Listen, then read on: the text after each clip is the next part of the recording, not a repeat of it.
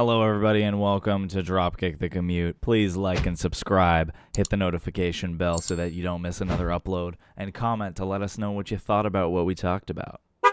Was Bianca Belair and Chelsea Green had a match, and it seemed like it stemmed from both of them wanted to talk to Nick Aldis. It was just like they were waiting outside of his door, and they're like, I'm here first. They were doing this shit last week, too. Yeah. And it was like, okay, let's go have a match.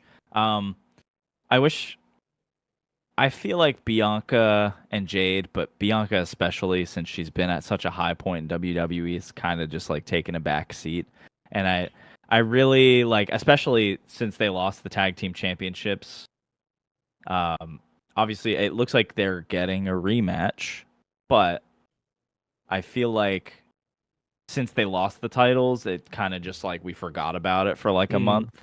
Because when was it? It was at Clash at the Castle they lost it, so it was like a month ago.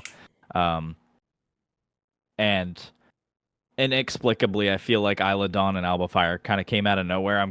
I'm very happy they got their moment in Scotland and won those championships, but I was also very disappointed that Bianca or Jade haven't really been featured a whole lot since. And I think that match too with Chelsea Green was like 3-4 minutes long. Yeah, it wasn't long at all. It was under 1 minute. Was it that short? Seconds. Yes, oh, really. Shit. I'm looking right at the old cage match. Oh, I love it. Yeah. So that I was very like, huh, and like I feel like too that's like for Chelsea Green I know she's kind of like a comedy, doing a comedy thing right now, but man, I don't know, like I feel like we could do better. I think it's a good point on the Triple H era of WWE. I think he's got to start doing more with Bianca Belair. It's not like she's been like, super under pushed or anything like that. She's gotten tag titles. She's been put in big spots, but she should be the face of the WWE. Like she has that kind of potential, at least up there with Rhea Ripley. She should be on their same level in a way. Like that should be like the biggest Mania match in forever. I think they're both good enough for that. And I think we have to start thinking, next WrestleMania, I'm going to be looking at him like, all right, where's Bianca on that card? Because she deserves to be up near the top. She's good enough for it. She's proved it. Yeah. So it's funny you mentioned too, like her and Rhea Ripley, because I think they like fought a few times in NXT. That was when I started watching NXT. Was when they were kind of featured a lot more, and they were in the middle of getting called up. They can definitely like carry a main event of like night 1 or night 2 like easily. They should.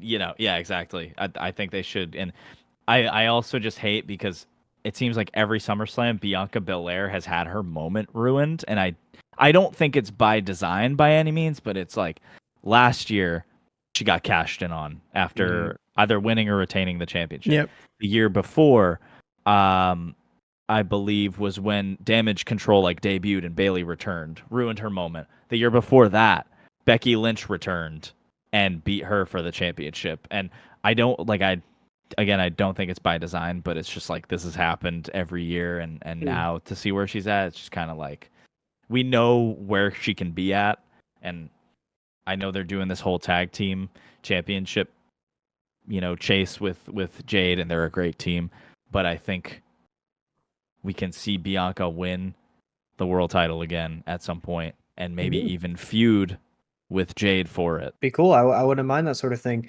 It seems like, I guess, judging by her SummerSlam, all her L's, she's just likes WrestleMania more. Never lost in WrestleMania, constantly taking L's on SummerSlam. It's just not her time of the year. Yeah.